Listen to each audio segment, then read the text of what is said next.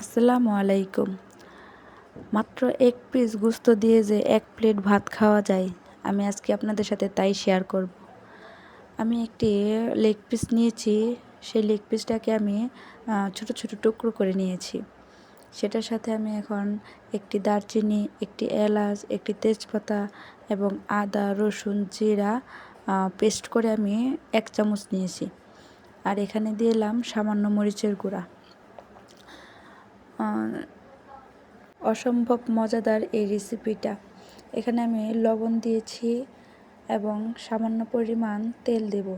তেল দিয়ে আমি এই মাংসটাকে ম্যারিনেট করে রেখে দেব প্রায় আধা ঘন্টার মতো। আপনাদের কাছে যদি সময় না থাকে তাহলে আপনারা 10-15 মিনিট রেখে দিতে পারেন। তো আমি এই মাংসটাকে ম্যারিনেট করে নিচ্ছি। ভালোভাবে ম্যারিনেট করে আমি আধা ঘন্টার জন্য রেস্টে রেখে দেব।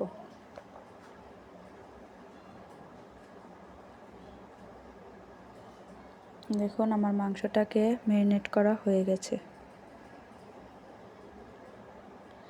এখন আমি একটা পাতিলে তেল দিয়ে সামান্য পরিমাণ তেল দিয়েছি, যেহেতু ম্যারিনেট করার মধ্যে তেল ছিল সেহেতু আমি সামান্য পরিমাণ তেল দিয়ে আমি ম্যারিনেট করা মাংসটাকে পাতিলে দিয়ে দিলাম। এখন আমি এটা ভালোভাবে নেড়ে ঢাকনা দিয়ে ঢেকে দেব।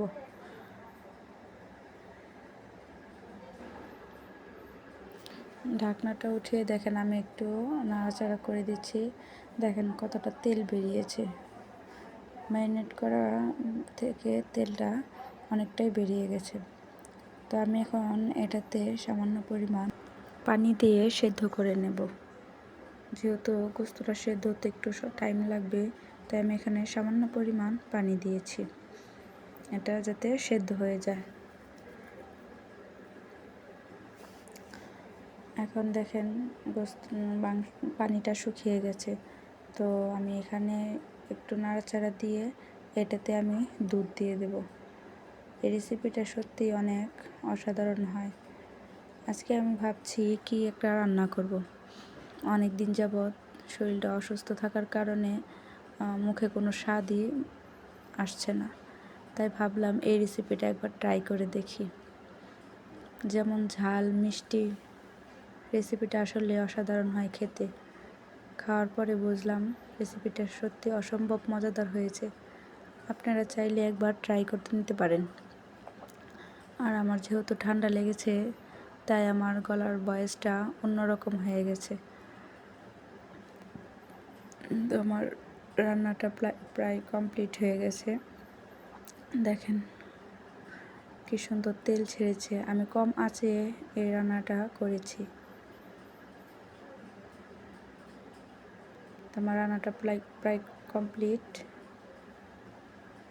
অল্প আঁচে এই রান্নাটা করলে এটা তেল ছাড়বে, আর বেশি আঁচে এটা রান্না করলে দেখা যাবে মাংসটা পুড়ে যাবে।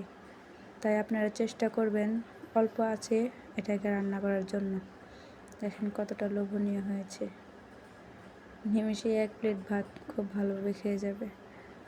আমি মাংসটা একটা বাটিতে তুলে দেখেন আমি পাতিলেই কিছু ভাত নিয়ে মেখে খাওয়া শুরু করে দিয়েছি। আসলে রান্নাটা অনেক মজাদার হয়েছে। আপনারা বাসায় ট্রাই করবেন।